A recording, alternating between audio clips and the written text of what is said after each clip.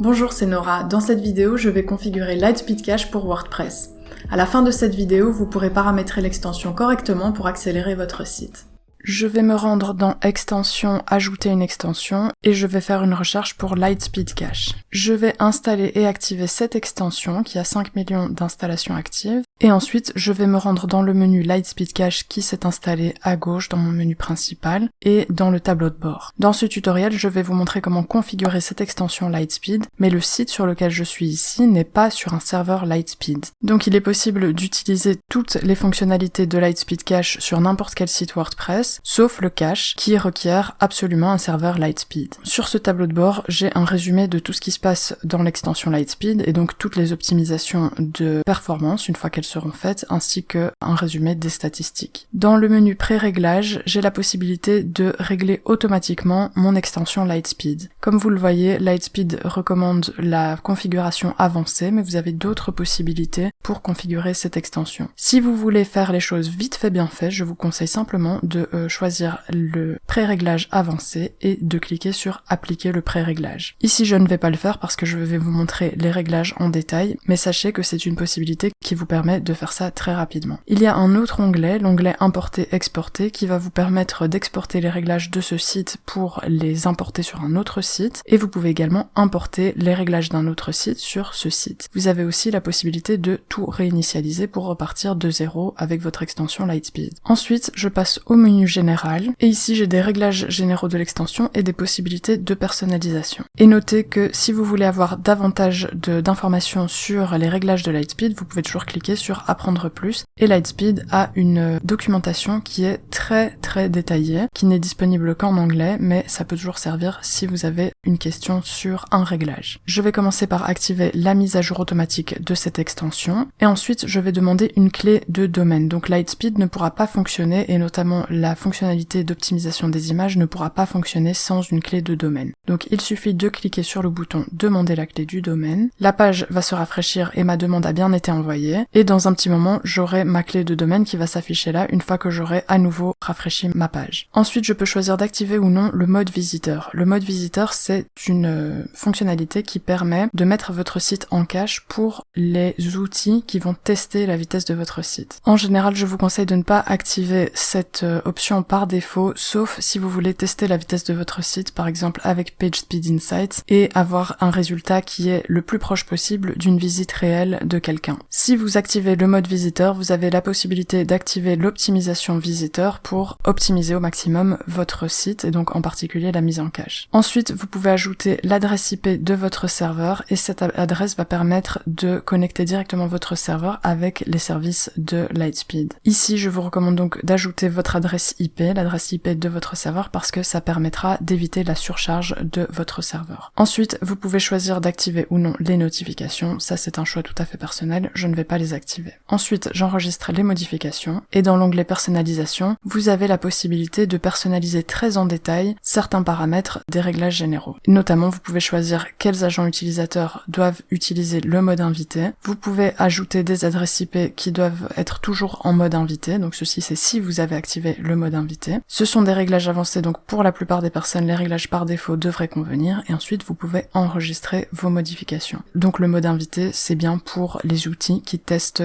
la vitesse de votre site. Ensuite, dans le cache, il y a plusieurs onglets qui vont vous permettre de régler votre cache de manière optimale. Comme vous le voyez, comme je l'ai dit au début, j'ai une notification puisque mon serveur n'est pas un serveur Lightspeed, et donc les fonctionnalités de cache de l'extension Lightspeed ne seront pas disponibles pour mon site. Si vous avez cette notification, c'est que votre site n'est pas non plus sur un serveur Lightspeed, et donc vous n'avez pas de cache avec Lightspeed. En ce qui concerne les réglages du cache, je vous conseille de simplement tout cocher, y compris le cache mobile, je vous conseille de tout activer. Ensuite, vous pouvez personnaliser la liste des agents utilisateurs mobiles, vous pouvez mettre des URI en cache privé, et vous pouvez forcer la mise en cache de certaines URL. Vous avez également la possibilité de supprimer des chaînes de requêtes qui ne seront donc pas mises en cache. La raison pour laquelle je vous conseille de tout activer, c'est parce que c'est de cette manière que vous aurez l'optimisation de cache la plus poussée. En général, la mise en cache d'une page ne pose pas de problème, ce sont d'autres fonctionnalités de performance qui posent problème. Cependant, la façon dont vous allez configurer Lightspeed, ce sera d'activer des fonctionnalités et ensuite de vérifier si votre site fonctionne correctement. S'il ne fonctionne pas correctement, vous pouvez venir ici et désactiver des fonctionnalités pour vérifier si ce sont elles qui posent problème. C'est un processus qui prend du temps, mais c'est la seule manière d'optimiser votre extension de performance et de cache, peu importe l'extension que vous utilisez d'ailleurs. Donc on a bien activé la mise en cache, on a mis en cache les utilisateurs connectés, on met également en cache les commentaires, ensuite on met en cache l'API REST, on met également en cache la page de connexion, l'icône du site, les ressources PHP de cache sont activées, et ensuite, comme je l'ai dit, j'ai activé le cache mobile. Pour les autres fonctionnalités, ce sont des fonctionnalités avancées et en général vous n'en aurez pas besoin, sauf si une assistance technique vous le conseille par exemple. J'enregistre les modifications et je passe à l'onglet suivant, TTL pour Time to Live. Ici, il y a des paramètres par défaut et je vous conseille simplement de ne rien toucher parce qu'en général ça convient. Donc ceci, ce sont les durées de vie des différents caches. Si pour une raison ou une autre, vous constatez que votre cache ne se met pas à jour suffisamment rapidement, vous pouvez venir modifier ces durées de vie. Mais n'oubliez pas que ce sont des durées de vie en secondes, donc vous pouvez voir ici la correspondance en temps plus facile à compter. Dans l'onglet purger, vous avez la possibilité de régler la façon dont votre cache va être purgée. Purger un cache, ça permet de voir une version toute fraîche d'une page. Par exemple, si vous avez fait une modification du design d'une page ou de la mise en forme d'une page, il se peut que cette modification ne soit pas directement visible parce que la page que vous voyez est la page en cache. Dans ce cas, il faut purger le cache. Pour purger le cache dans Lightspeed, vous pouvez simplement survoler l'icône de Lightspeed Cache et ensuite choisir de tout purger, de purger uniquement le cache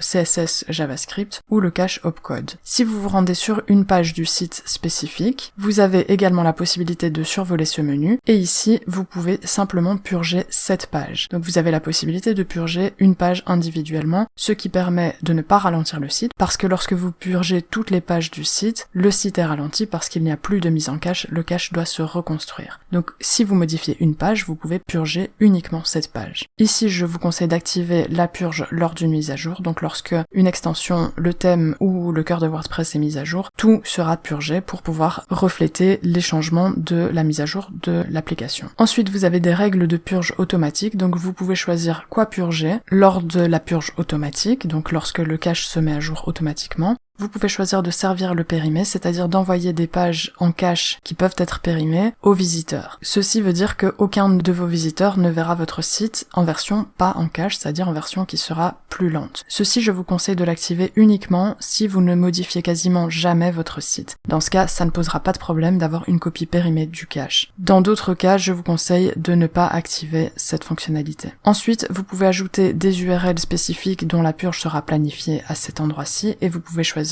une heure de purge planifiée. Vous pouvez également choisir de purger tous les crochets ou les hooks WordPress qui sont ici. Et donc chaque fois que WordPress exécutera ces crochets, tout ceci sera purgé. Ici, ce sont les réglages par défaut et je vous conseille de les garder. J'enregistre les modifications. Je passe à l'onglet exclure et ici, vous avez la possibilité d'exclure certaines pages du cache. Donc vous pouvez ne pas mettre en cache des URI que vous allez ajouter ici. Vous pouvez ne pas mettre en cache des chaînes de requêtes, notamment pour la recherche par exemple. Vous pouvez également ne pas mettre en cache certaines catégories, certaines étiquettes ou certains cookies. Vous avez également la possibilité de ne pas mettre en cache des agents utilisateurs et vous pouvez choisir de ne pas mettre en cache certains rôles. Puisqu'on a choisi précédemment de mettre en cache les utilisateurs connectés, je vous conseille de ne pas mettre en cache le rôle d'administrateur, donc votre rôle, et éventuellement d'autres rôles qui ont besoin d'avoir une copie toute fraîche de votre site constamment. J'enregistre les modifications. L'onglet suivant, ESI, vous permet de mettre en cache certaines parties d'une page, mais pas toutes. Donc il peut y avoir sur votre site des pages dont une partie est dynamique, mais pas toute la page. Vous pouvez mettre toute la page en cache, sauf la partie dynamique. Donc ici, vous pouvez activer ESI, et notamment pour les utilisateurs connectés. Si vous activez ceci, certains blocs, comme vous le voyez ici, donc la barre d'administration et le formulaire de commentaires ne seront pas mis en cache. Donc ce sont ces blocs qui ne seront pas mis en cache. Ensuite, vous pouvez mettre en cache la barre d'administration si vous le souhaitez, mais je vous conseille de ne pas la mettre en cache. Et vous pouvez mettre en cache le formulaire de commentaires, mais même chose, je vous conseille de ne pas le mettre en cache. Donc si vous activez ESI, vous pouvez désactiver vérifier les deux options suivantes. Ensuite, vous pouvez ajouter des nonces de SI dans ce cadre. Ensuite, vous pouvez choisir un groupe variable. Par défaut, l'administrateur est en groupe variable, donc c'est-à-dire que l'administrateur pourra voir des pages en cache, notamment avec les liens adéquats pour les modifications à faire par un administrateur, alors que les autres utilisateurs connectés auront le cache public de cette page. Ici, je vous conseille de garder ceci tel quel, sauf si un autre rôle d'utilisateur a besoin d'avoir un cache qui est différent du cache public. J'enregistre les modifications et je passe au cache d'objets. Je vous conseille d'activer la mise en cache d'objets. Vous pouvez choisir la méthode qui convient le mieux. En général, Memcached devrait convenir, mais vous pouvez voir ici si Memcached ou Redis sont actives sur votre site. Et s'il n'y en a qu'une des deux qui est active, il faut sélectionner celle-là parmi celle qui est active. Ensuite, les autres paramètres devraient convenir. Donc l'hébergeur, c'est localhost. Vous avez un port qui est le port par défaut pour Memcached. Si vous choisissez Redis, il faut changer le port. La durée de vie de l'objet par défaut devrait convenir. Et si nécessaire, vous devrez indiquer un nom d'utilisateur et un mot de passe. Et ceci, vous le trouverez sur votre serveur, donc dans votre compte d'hébergement si c'est nécessaire. Ensuite, vous pouvez choisir l'ID de la base de données si vous utilisez Redis. Et ensuite, vous avez des groupes globaux auxquels a priori vous ne devriez pas toucher. Même chose pour les groupes à ne pas mettre en cache. Ensuite, je vous conseille de garder actif la connexion persistante. Par contre, je ne vous conseille en général de ne pas mettre en cache WP-admin, c'est-à-dire l'administration de WordPress. Vous pouvez activer cette fonctionnalité si votre administration de WordPress est particulièrement lente, mais de manière générale, je vous conseille de ne pas le faire parce que vous pourriez avoir des données qui sont expirées dans l'administration de WordPress. Et ensuite, vous pouvez laisser activer stocker les transients, notamment si vous ne mettez pas en cache WP-admin. J'enregistre les modifications, je passe à l'onglet navigateur, je vous conseille d'activer le cache navigateur, la durée de vie du cache devrait convenir et vous pouvez simplement enregistrer les modifications. Dans l'onglet avancé, vous avez des réglages avancés que vous pouvez utiliser pour notamment ajouter un cookie de connexion ici. Vous pouvez ajouter des cookies tiers dans ce cadre. Ensuite, vous pouvez activer l'amélioration de la compatibilité entre HTTP et HTTPS, mais de manière générale, vous ne devriez pas avoir une combinaison entre HTTP et HTTPS. Tout votre site devrait être en HTTPS. Donc, au lieu d'activer cette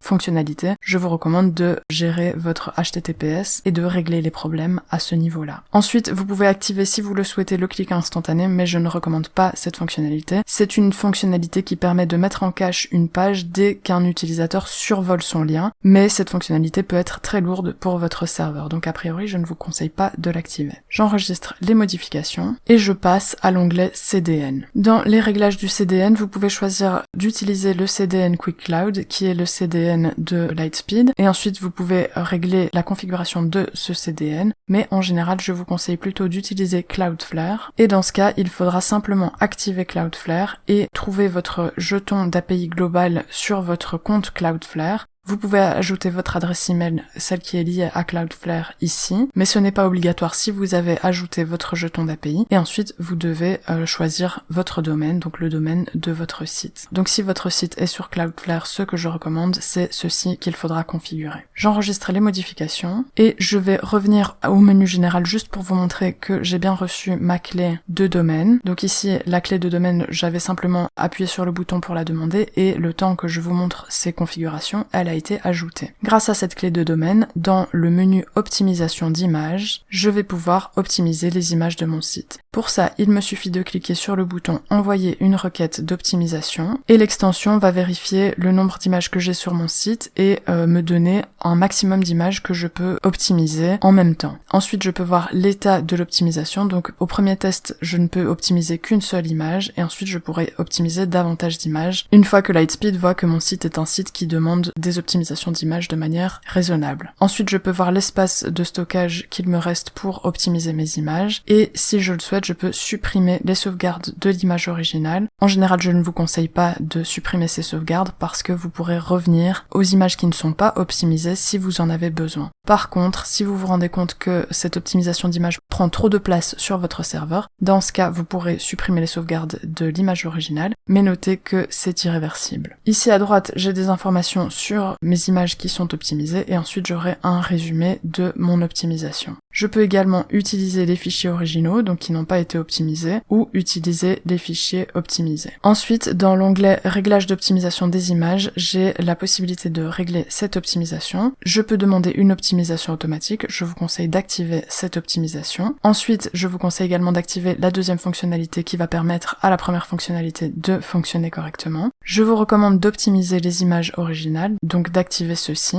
Vous pouvez supprimer automatiquement les sauvegardes d'original comme on l'a vu précédemment, mais ceci est irréversible, donc faites-le uniquement si vous n'avez plus de place sur votre serveur. Vous pouvez choisir d'optimiser avec ou sans perte. Je vous recommande d'optimiser avec perte parce qu'en général la perte est minimale et elle ne se voit pas, donc ceci il faut bien le garder inactif. Ensuite, je vous conseille de ne pas conserver les données EXIF, XMP, sauf si vous avez absolument besoin de les garder sur votre site pour une raison ou une autre, mais en général cette fonctionnalité devrait être inactive pour pouvoir optimiser au maximum vos images. Ensuite, je vous recommande d'activer le remplacement de l'image WebP pour utiliser le format le plus performant pour l'instant. Vous pouvez choisir les attributs WebP à remplacer, mais en général ce qui est là devrait convenir parfaitement. Ensuite, vous pouvez activer WebP pour Sourceset Extra pour remplacer toutes les images en WebP. Ensuite, vous pouvez garder le contrôle de la qualité des images WordPress à 82, sauf si vous constatez que la qualité de vos images est beaucoup trop mauvaise, et dans ce cas, il faudra augmenter ce chiffre, mais le garder en dessous de 100. J'enregistre les modifications, et je passe à l'optimisation de page. Ce menu optimisation de page, c'est probablement le menu le plus délicat, celui qui risque de vous causer le plus de problèmes sur votre site. Ce sont des réglages qui doivent permettre à votre site de devenir extrêmement performant, mais ce sont aussi ces réglages-là qui peuvent casser votre site, et notamment l'affichage des pages de votre site. Ce que je vous conseille de faire en général, c'est d'activer ce que je vais vous conseiller d'activer ici, et une fois que vous avez activé les fonctionnalités pour CSS, il faudra vérifier votre site en détail. Ensuite, vous pouvez activer les fonctionnalités pour JavaScript, et vérifier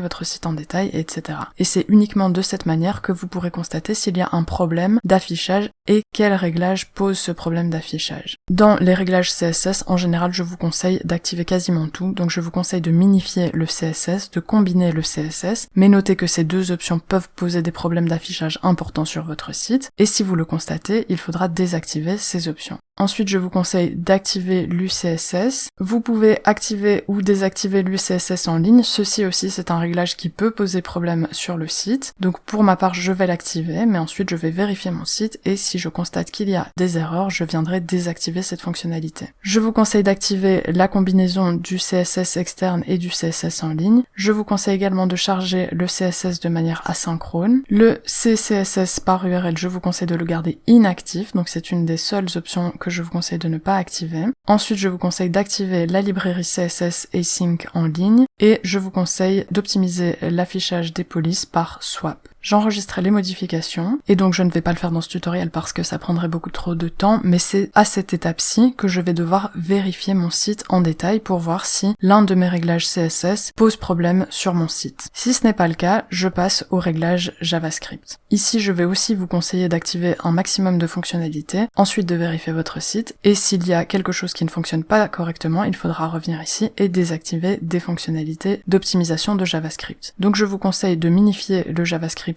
et de le combiner. Je vous conseille d'activer la combinaison des JavaScript externes et en ligne et je vous conseille de charger le JavaScript en différé avec différé qui est deferred au lieu de reporter qui est delayed. J'enregistre les modifications. Donc à cette étape-ci, vous devez de nouveau vérifier votre site et s'il y a un problème, il faudra venir ici et désactiver ces fonctionnalités, normalement une par une, en vérifiant chaque fois votre site pour repérer celles qui posent problème. Je passe à l'onglet Réglages HTML. Ici aussi, il y a des fonctionnalités qui peuvent poser problème sur votre site, notamment la minification du HTML. Cependant, je vous conseille quand même de l'activer, ensuite de vérifier votre site et si ça pose problème, vous pourrez désactiver cette fonctionnalité. Ici, vous pouvez ajouter des préchargements de DNS dans ce cadre. Vous pouvez contrôler le préfixe DNS, mais ceci, je vous conseille de le garder inactif. Vous pouvez également ajouter des préconnexions DNS, donc ici, vous ajoutez des URL. Vous pouvez choisir des sélecteurs HTML qui seront en chargement différé, vous pouvez les ajouter ici. Ensuite, Ensuite, vous pouvez retirer les chaînes de requêtes, ce que je ne vous conseille pas de faire, notamment si vous avez reCAPTCHA sur votre site, parce que dans ce cas, reCAPTCHA sera inactif. Je vous conseille d'activer la fonctionnalité de charger Google Fonts de manière asynchrone. Vous pouvez retirer les polices Google si vous ne les utilisez pas. La plupart des sites utilisent des polices Google, mais si ce n'est pas votre cas, vous pouvez activer cette fonctionnalité. Ici, je ne vais pas l'activer parce que j'utilise des polices Google. Vous pouvez également choisir de retirer les emojis WordPress, donc de ne pas charger ce fichier. Ici, je vais l'activer parce que je pense que c'est un gain de performance qui ne vaut pas la peine d'avoir des emojis sur WordPress tout simplement. Et vous pouvez retirer les balises NoScript. Ceci, je ne vous conseille pas de le faire parce que ça peut poser des problèmes sur votre site. J'enregistre les modifications et donc je le répète une fois de plus, maintenant c'est le moment où vous vérifiez de nouveau votre site en profondeur pour voir que tout fonctionne correctement et si ce n'est pas le cas, vous pouvez revenir ici et désactiver certaines fonctionnalités. Dans l'onglet Réglages des médias, je vous conseille de précharger les images mises en avant. Je vous conseille d'activer le chargement différé des images. Dans ce cadre, vous pouvez ajouter une image générique qui va remplacer les images qui ne sont pas encore chargées, le temps que ces images chargent. Et vous avez une autre option qui vous permet d'ajouter une image de remplacement. Vous pouvez activer ceci et choisir une image de remplacement en SVG. Ensuite, vous pouvez choisir la couleur de cette image de remplacement. Vous pouvez également choisir d'activer un service de Lightspeed qui vous permet d'afficher une image en basse qualité avant que l'image en haute qualité ne soit chargée. Et vous pouvez choisir la qualité de cette basse qualité. Ensuite, vous pouvez choisir les dimensions minimales de ces images en basse qualité. Vous pouvez choisir de les générer en arrière-plan. Ceci, je vous conseille de l'activer si vous choisissez d'activer ces images en basse qualité. Je vous conseille également d'activer le chargement différé des iframes, donc en général ce sont les vidéos, et je vous recommande d'ajouter les dimensions d'images manquantes. J'enregistre les modifications, et ensuite il faudra de nouveau vérifier votre site pour vous assurer que ces réglages de médias ne posent pas de problème. Dans l'onglet VPI, je vous conseille d'activer images de vue écran, c'est-à-dire que les images qui sont visibles à l'écran seront directement chargées, et les images qui ne sont pas visibles, donc en dessous du pli, seront chargées ensuite. Je vous conseille également d'activer le clone d'image vue d'écran pour que cette génération se fasse de manière automatique. J'enregistre les modifications. Dans l'onglet Médias exclus, vous pouvez exclure des images du chargement différé. Donc vous pouvez exclure des fichiers de l'optimisation de Lightspeed. Donc vous pouvez ajouter les URL des images dans ce cadre, vous pouvez ajouter un nom de classe à la place d'une URL, vous pouvez ajouter des classes parents, donc les classes parents des images à exclure, vous pouvez également exclure des iframes, donc des vidéos, et là aussi vous pouvez ajouter un nom de classe ou ajouter une classe parente, et ensuite vous pouvez ajouter des URL de pages qui ne seront pas chargées en différé, et ensuite vous pouvez choisir les images qui ne seront pas affichées en basse qualité si vous avez activé l'option d'image en basse qualité. Dans l'onglet localisation, je vous recommande d'activer la mise en cache des images Gravatar. Je vous conseille également d'activer la mise à jour du cache Gravatar par cron, donc c'est-à-dire automatiquement. La durée de vie du cache Gravatar d'une semaine devrait convenir. Ensuite, vous pouvez localiser certaines ressources externes et les copier sur votre serveur. Je vous conseille de ne pas activer ceci, mais si vous activez cette fonctionnalité, vous aurez ici les adresses des fichiers de localisation. J'enregistre les modifications. Dans l'onglet personnalisation, vous avez la possibilité de personnaliser certaines règles, notamment les JavaScript qui vont être exclus. Vous avez la possibilité d'ajouter des URI à exclure des optimisations. Vous pouvez optimiser pour les visiteurs uniquement, donc les personnes qui ne sont pas connectées, et vous pouvez choisir d'exclure un rôle de toutes les optimisations. Donc ceci, c'est tout à fait similaire au cache. Donc, comme précédemment, je vous conseille d'exclure les administrateurs du cache. J'enregistre les modifications. Dans l'onglet personnalisation CSS, j'ai les mêmes options, mais pour le CSS, alors que dans l'onglet personnalisation, c'était uniquement pour le JavaScript. Donc ici, je peux de nouveau exclure certains fichiers de l'optimisation de CSS en ajoutant tout simplement leur chemin dans ces cadres. Je passe au menu base de données, et ici, j'ai des outils d'optimisation de la base de données. Je peux notamment tout nettoyer. Pour nettoyer ma base de données, je peux supprimer les révisions d'articles, je peux supprimer les brouillons automatiques, les articles qui ont été mis à la corbeille, je peux également supprimer les commentaires indésirables, les commentaires à la corbeille, les rétroliens ou les pings, je peux supprimer les transients expirés, je peux supprimer tous les transients et je peux optimiser mes tables. Ensuite, plus bas, j'ai un convertisseur de moteur de tables de base base de données. Ici, j'ai un message qui m'affiche que tout est correct, mais je pourrais avoir un message qui me propose une optimisation. Et ensuite, j'ai un résumé de la base de données ici. Dans l'onglet Réglages d'optimisation de la base de données, je peux choisir un nombre maximum de révisions. Ici, en général, 5 devrait convenir pour la plupart des sites. Si vous avez 5 révisions de vos articles ou de vos pages, vous pouvez toujours revenir en arrière et suffisamment en arrière. Ensuite, vous pouvez choisir un âge maximal pour les révisions et en général, une année devrait suffire amplement. Donc si je mets 365 jours, les révisions qui sont plus anciennes que ça seront supprimées. J'enregistre les modifications et je passe à l'onglet Crawler. Ici, je peux voir un résumé des mises en cache par Lightspeed et je peux voir l'état du crawler, mais ici, je n'ai encore rien du tout. Dans l'onglet Cartes, j'ai la liste du plan du site, donc je peux voir un résumé des explorations de mon site. Dans l'onglet liste de blocage, je peux voir qui a été bloqué. Ensuite, dans les réglages généraux, je peux activer ou inactiver le robot explorateur. En général, je vous conseille de ne pas activer cette fonctionnalité et ensuite vous avez des options qui permettent de régler ceci. Si vous activez cette fonctionnalité, vous pouvez garder les paramètres par défaut. Dans l'onglet réglages de simulation, vous pouvez régler la simulation d'un robot explorateur. Et enfin, dans les réglages du plan du site, vous pouvez ajouter un plan de site personnalisé. Vous pouvez supprimer le domaine du plan du site et vous pouvez ajouter un délai d'attente. Ces options de crawler, pour la plupart des gens, vous n'en avez pas besoin. Ça n'a pas une incidence directe sur les performances de votre site. Et enfin, dans le menu boîte à outils, vous avez tout un tas d'outils que vous pouvez utiliser. Notamment, vous pouvez choisir ce que vous voulez purger. Donc on avait vu